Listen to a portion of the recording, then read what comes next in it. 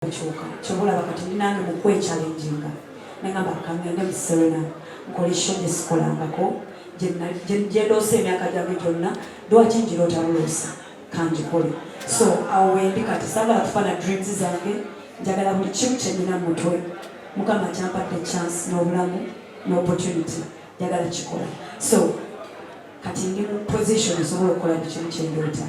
That's why this show is different. So come and see what I'm about to be. It's a new Sheebah. It's a grown-up Sheebah. It's still sassy, still confident, but very different in the mind. So come around. It's so watandikanga love, passion. Now it became a job. I respect my job. I work day in and day night because omulimu gwange ekitiibwa. Omulimu gwange gwe gukyusiza obulamu bwange n'abantu bange gyenva ne family yange. So one, sikola guno mulimu kubeera number one oba kusinga muntu yenna.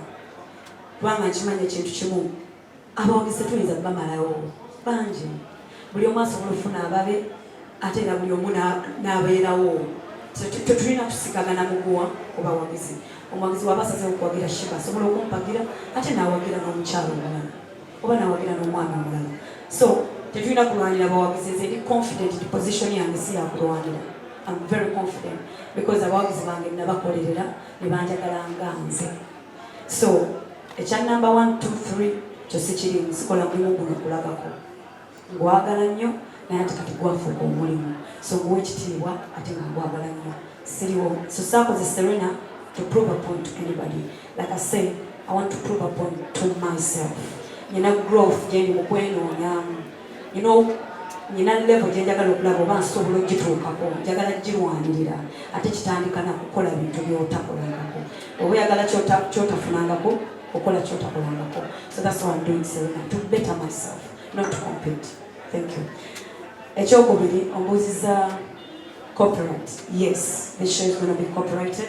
Era kangunyonyole lwaki content lwaki olowooza lwaki naabufa content kojja sente kati naffe ate abayimbi twategeera twalwawo nnyo mubadde mutwala content wabwerere emyaka gyonna. So this time abantu abagenda okukkirizibwa okukwata ebintu ebimu tugenda kwogera nabo tutuule nabo tukkiriziganye nabo naye nga copyrighted because waliwo abagenda gisasula ate bo bagigule.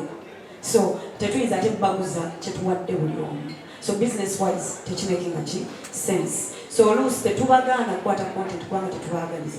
There is a business line yawo wakati nti waliwo amuguze content toyinza kukwata omuwe buli omu. So wabeerawo contract gy'oba osayinze. So nga nze already ngenda gitunda show.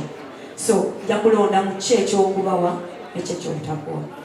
Ekirala kiwanguziza access to the media,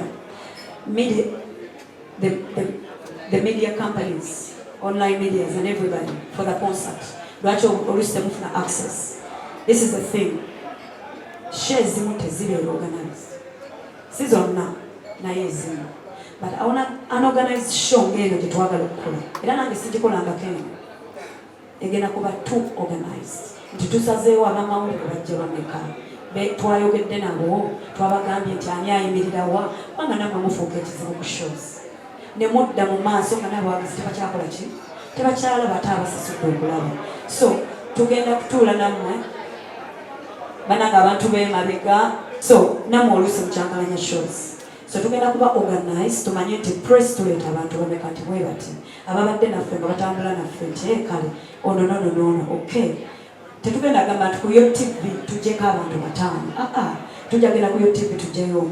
Tugende e Bukedde tujjeyo. Tugende ku NBS tujjeyo. NBS oyo gwe tujjeyo awe abantu be.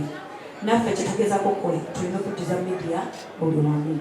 So that's organization. So wowe oyagala okukola kweno show jangu abantu bange webali dirisa waali. You know someone, anyone you know from my management. Tuula nayo omugambe tukola olunaku njagala kukola.